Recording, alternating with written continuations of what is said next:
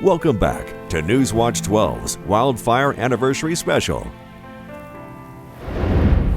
While the Rogue Valley and areas immediately surrounding it were facing the South Obanchain and Alameda fires, people in Josephine and Siskiyou counties were facing their own wildfire nightmare.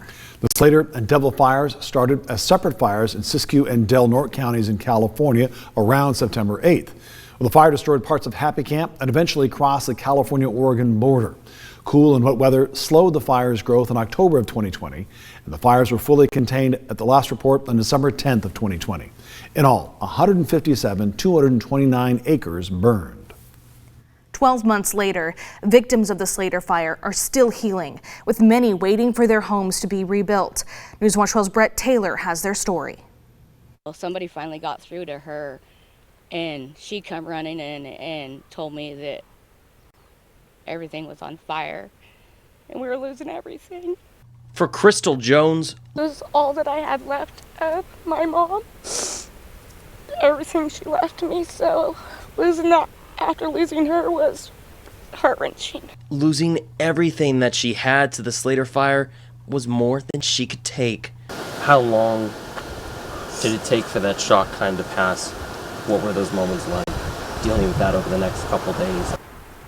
Mine didn't go on for days, it went on for months. I still have dreams of my house burning up. And I can still see every house and every picture on the wall, but I watch them burn. That's something I don't think I'll ever get over. The city of Happy Camp trying to do everything that they can to keep and bring back their residents who lost everything in the fire. We really want people who want to live in Happy Camp and return there to have the ability to do that. The Kirk tribe stepping up to help provide funding for housing in the area. And it wouldn't have been possible without the Kirk tribe.